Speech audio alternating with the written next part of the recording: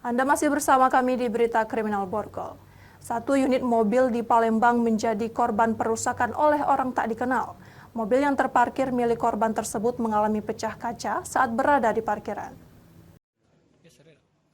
M. Juanda, warga Jalan Sabar, Kelurahan 8 Ulu, Kecamatan Seberang Ulu 1, Palembang, mendatangi Sentral Pelayanan Kepolisian Terpadu Polrestabes Palembang untuk melaporkan kejadian yang dialaminya.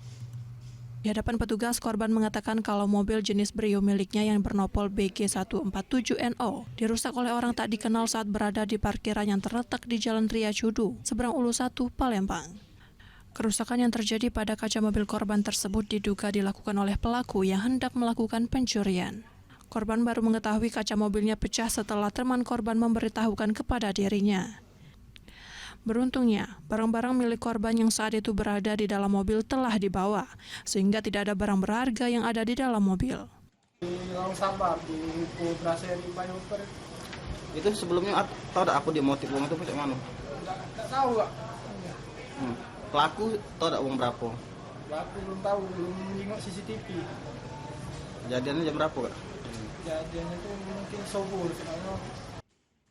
Kini laporan korban telah diterima oleh pihak kepolisian Polrestabes Palembang. Untuk pelaku kini masih dalam pengejaran petugas. Dari Palembang, Muhammad David, iNews melaporkan.